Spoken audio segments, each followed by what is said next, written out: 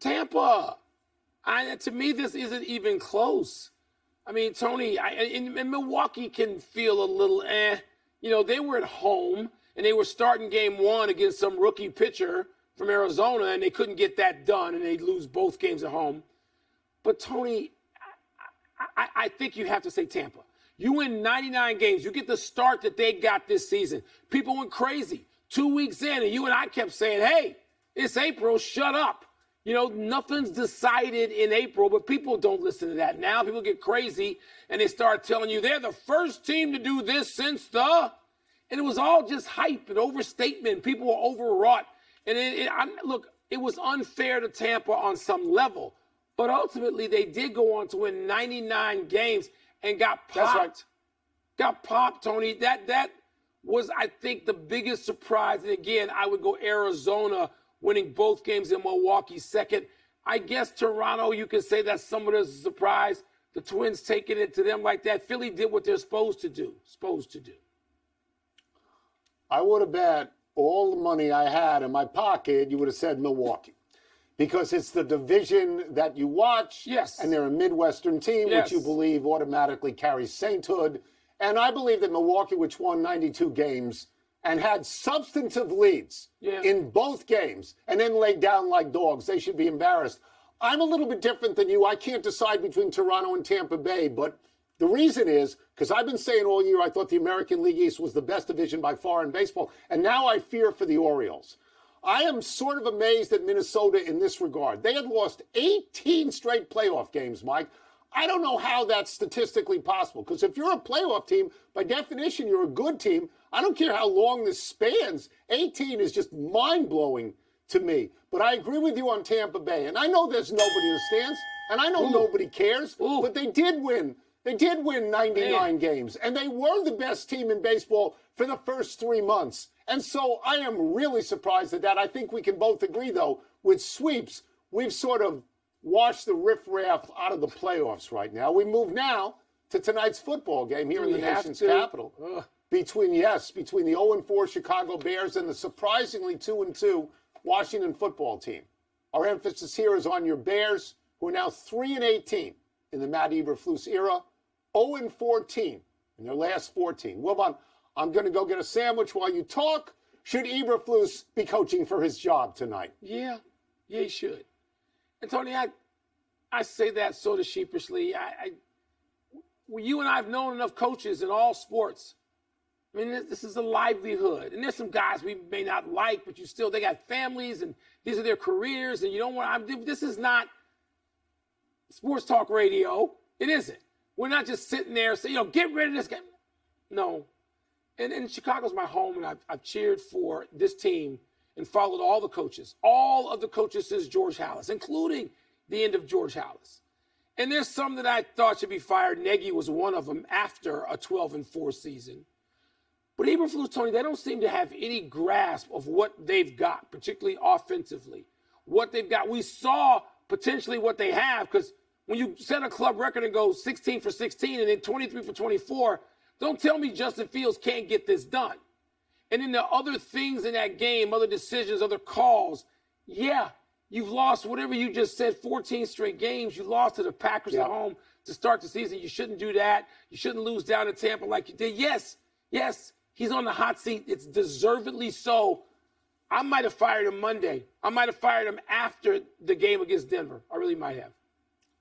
So I think it's common belief in Washington here that Ron Rivera is coaching for his job this season. Okay. But I think Eberflus is on the clock tonight. Yeah. I think if they lose, they should probably make a change tomorrow. Mini buy. Mike, they are bereft of coaching. Didn't their defensive coordinator walk away a couple of weeks ago, and now Eberflus is doing that? Yep. I don't think the offensive coordinator is getting the most out of Justin Fields' talent, whatever his talents may be. And I think because you have 10 days until the next game, a new guy can come in and do something. In fact, I think it actually could be a clean sweep, or as we say on this show, phone call for Jeff Saturday. And I also think, Mike, that Justin Fields has to worry about and think about where he's going to be next year, because it's not working. He's 0-12 in his last 12 starts, and if they finish last, they will take Caleb Williams, and they should. Tony, and they should. Tony, I'm conflicted about that. Anytime you bring up Caleb Williams, and his roots here, and my familiarity with him and his family, but I want to see this work with Justin Fields, who I sat there in person Sunday at Soldier Field, and I saw this kid play great. He was lights out at 28-7. So I saw something that said to me, and Tony, you got a whole city full of people paying attention to this now, and they're all mostly saying the same thing. We saw Fields. What do you got? What are you putting him in position to do? What are you doing with the rest of this roster? You got receivers and runners and people now. The line is still subpar. But Eberflus, I mean, it's on him now. He's got to shoulder the responsibility starting tonight. Joe Burrow believes his 1-3 Bengals face a must-win game Sunday against the Cardinals. Since he's injured, quarterback says he's feeling better and said yesterday, got to win, whatever it takes. Doesn't have to be pretty, but we have to come out with a win. Close quote. When asked directly whether he thinks this is a must-win game, Burrow said yes without hesitation. Tony, do you believe this is a must-win game for Cincinnati? It's hard for me to believe that in Week 5 there is a must-win game. I mean, I just, I don't want to get carried away here. I know if they lose, they would be 1-4. But they're in a division with Pittsburgh and Cleveland, so I don't want to get carried away with how they would be sunk for the rest of the season. What I think is important, win or lose, is how daunting the next 5 games are in the Cincinnati schedule, Mike. Seattle at 49ers, Bills, Texans at Ravens. That sort of feels like it could go 1-4. So if they lose this to go 1-4, then you're looking at 2-8, and then you're done. So if the quarterback says it's a must-win game, maybe it is. And if it is a must-win game, then I like my chances against Arizona better than against a lot of teams. I don't think it's a walkover. Arizona beat Dallas. They're also 1-3, and they lost to the Giants. So, yeah, I would take my chance with Arizona rather than 4 of the next 5 coming up. I think it's a must-win. And I think you hit on the reason, the biggest reason it's a must-win is because your star, your franchise player, your quarterback, your leader, a guy they believe in that locker room. They believe in Joe Burrow, Joe Cool. Wrong time to have that new commercial out. But they believe in him, Tony. If he says it, he made it so. I hate the phrase, he spoke it into existence, but that's what he's done. He's put the pressure on that team. Now, I think there is a bigger agenda here. You got to keep Joe Burrow healthy. You got to get him into that stretch you just ran down closer to what we think of Joe Burrow being healthy. When he says his throwing isn't effective, where he can move in the pocket and take off occasionally and pick up a first down, because Joe Burrow is a hell of an athlete in addition to a hell of a passer.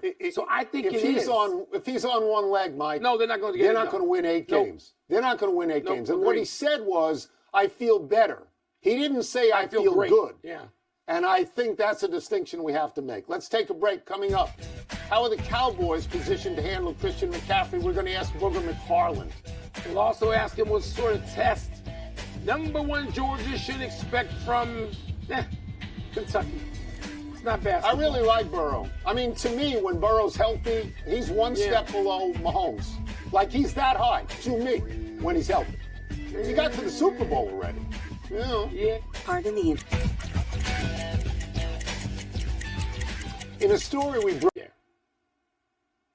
Yeah, Mike, I think they are, but they're going to have to show up and do it. Like the most physical football team in the NFL is the San Francisco 49ers. So before we deal with the speed of Christian McCaffrey and the elusiveness of him, we first have to deal with the physicality of every player on this team, from the offensive line to Juszczyk to Kittle to all these guys that are going to come at you. And we haven't even gotten to that defense that's so physical. They almost remind me of your Bears back in the day. You talk about the monsters of the Midway, Mike. This is what they are in San Francisco. They are a big, physical football team that have a very innovative head coach who calls the plays and puts his players in great position. So to your point, does Dallas have what it takes to get it done? Absolutely. They got to first stand up to the physicality. And then Micah Parsons has to have one of those Micah Parsons type games, because when you're in these big games, your stars have to be stars, and he's definitely the biggest star on that defense. 49ers may prove to be a great team. We'll see how they play this week. In college football, So we're going to pivot, Booger, to get the other area where you're an expert. Number 1 Georgia was tested by Auburn last week. Do you give Kentucky, currently ranked 20, any real chance at all in Athens this week? Yeah, I give them a small chance, a better chance than me, you, or Tony going out and shooting even par. So I'm going to give them a chance because I know that Kentucky is a very well-coached football team. I love what Mark Stoops has done there. They have a running back that can run the football. Their offensive line is one of the better offensive lines in the country. And I just love the poise and the moxie of their quarterback, Devin Leary. So do they have a chance? Absolutely. This is not the Georgia team we're used to seeing the last couple of years that has been just dominant over college football. I think we've seen this Georgia team in some battles where you say, okay, well, they're still struggling with South Carolina. They're still struggling with Auburn. They're not a dominant football team. Now, can Kentucky go out and get it done? You still got to go out and deal with the physicality of the Bulldogs. And I got so much respect and admiration for Kirby Smart because he understands who he is. He understands how to win football games. He's never going to deviate from that. Should be a really good football game. Shooting par at my age with my skill level is 90. That's a dream. It's 90. It's a fantasy. That's my par. We will get you out of here on this. We'll stay with college. Number 12, Oklahoma. Number 3, Texas. Both unbeaten. They face each other for the last time as Big 12 schools. Who do you like in that one?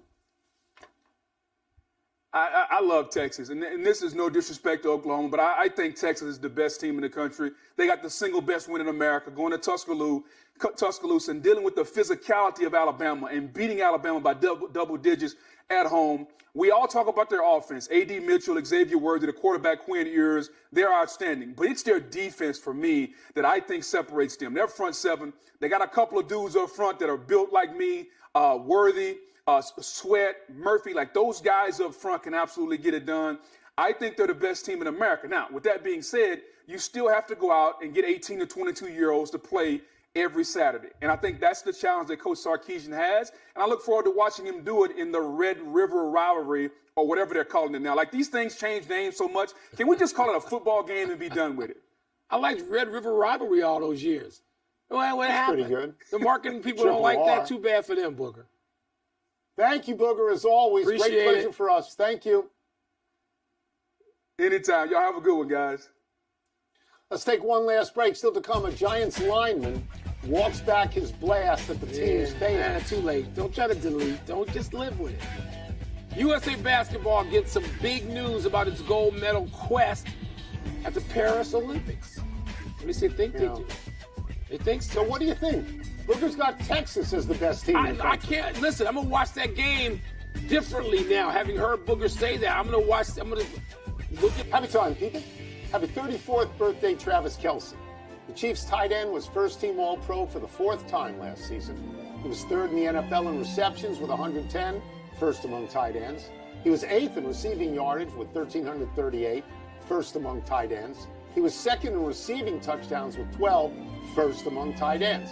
Kelce got his 2nd Super Bowl ring, and in that Super Bowl, he had 6 catches for 81 yards and a touchdown. But that's not why we're doing his birthday. We're doing Travis Kelce's birthday because whether he is actually dating Taylor Swift or not, she's going to games to see him. And she has put more eyeballs on the NFL than anybody ever. Who doesn't like seeing that shot of her next to Kelce's mom? Come on. Tony, this was the only show on the network that had not gone into pandering all week. And now we have. And I understand it, but the networks, and the NFL, I mean, it's a form of pandering. It is. And they went crazy for this. I don't listen. Taylor Swift is obviously maybe the greatest entertainer on earth today. I get it. Like, personally, I don't know. I couldn't name one of her songs. I couldn't. She's such a big deal that the networks have now just turned themselves over into becoming Swifties. She actually is that big a deal, and it's fun to see. So. Happy anniversary, Brian Hoyer. On this day 9 years ago, the then Cleveland quarterback led the largest road comeback in NFL history when the Browns surged from 25 points down late in the first half to stun Tennessee 29-28. Since coming to the NFL as an undrafted free agent out of Michigan State, Hoyer has started at quarterback for 7 different teams, second only to Ryan Fitzpatrick's 9. Hoyer spent 8 seasons in New England backing up Tom Brady, among others, and he's got a Super Bowl ring. Poyer turns 38 next week. He's currently on the Raiders, backing up rookie Aiden O'Connell with Jimmy Garoppolo out. And over his career as a starter, Poyer is 16-24, 53 touchdowns, 35 interceptions. The one-loss record isn't great, but the touchdowns to interception ratio is pretty good for a career backup. Yeah. And by the way, those old Browns uniforms, those are great. The stuff they're wearing now, Better than these. Please. Yeah, please, junk. just As trash you would say. that stuff. Junk. Come on. Happy trails to Evan Neal ripping Giant fans. The Giants' struggling right tackle on an offensive line that allowed 11 sacks to Seattle on Monday night has apologized for his intemperate comments about Giant fans booing the team. Yesterday, Neal told NJ.com, and I'm quoting here, "Why would a lion concern himself with the opinion of a sheep? The person that's commenting on my performance, what does he do? Flip hot dogs and hamburgers somewhere," unquote. Neal questioned whether those booing could be called real fans. But by last night, Neal was singing a different tune, writing on social media, quote, "I am wrong for lashing out at the fans who are just as passionate and frustrated as I am. I had no right to make light of anyone's job, and I deeply regret the things I said," unquote. Do you believe him? Well, he regrets saying it out loud, saying it publicly. Does he regret feeling that way? I have my doubts. I like the line about the lion and the sheep. Yeah, just rip them. Just rip them. Don't take it back. Don't delete it. Let it stand. On the other hand, 11 sacks is horrendous. It's terrible. All right, let's go to the big finish. Let's do it. Your boy Joel Embiid has decided to play for the USA in next summer's Olympics. Is that significant? You always want Joel Embiid, but it doesn't mean all these guys are going to ride to the rescue and save the U.S. They're going to make it easy, and they're the Avengers. Stop all that hype. The United States men's basketball team is going to struggle to win gold in the Olympics next season. Get used to that. Bob Melvin will return as Padres manager. Makes sense? Well, he could have gone the way of Nevin and Showalter and Kapler and been fired, but their differential, Mike, was plus 104. I think that's pretty good. Yeah. Simone Biles and the U.S. team won gold at the World Championships. You're impressed, right? Now that's the heavy favorite for next summer at the Olympics. Simone Biles on any team, particularly ours. 7th straight world title. The NCAA cleared North Carolina transfer wide receiver Tez Walker to play based on new intel. Okay by you? And ranked 14th, North Carolina against Syracuse this week. Maybe you can help them. Last one, Lionel Messi missed another game into Miami. Your team lost to your other team, Chicago Fire. Your thoughts quickly. Invincible when he plays, 1-3-2 when he doesn't. I'm just saying. Difference maker. We're out of time. Try and do better the next time. I'm Tony Kornheiser. I'm Mike Wilbon. Same time tomorrow, Knuckleheads. You can get the PTI podcast on the ESPN